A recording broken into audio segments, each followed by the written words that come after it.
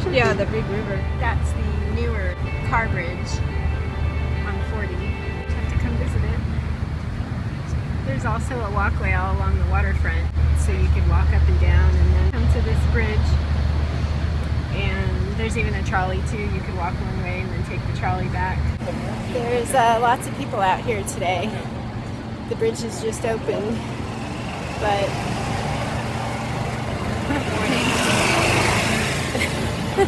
it actually seems like there's a lot of people out along the riverfront in general, exercising on the boardwalk along the river. And it's pretty cool that there's so much going on down here. A lot of interesting restaurants too.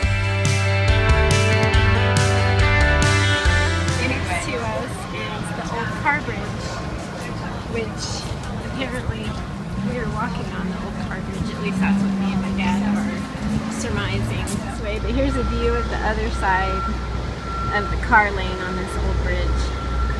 And this walkway goes to the left side of the car lane over there.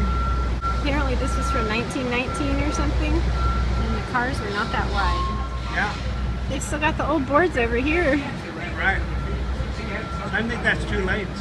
So it looks like they maybe are going to open up the other side for a second lane of traffic on the other car bridge going that way.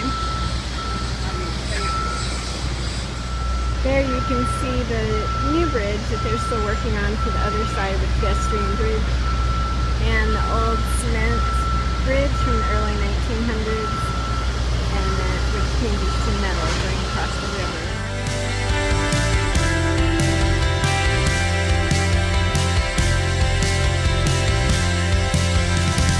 I've never seen a Mississippi River from that point of view before. It's pretty cool. I feel like I'm in a park or something, more in the wilderness instead of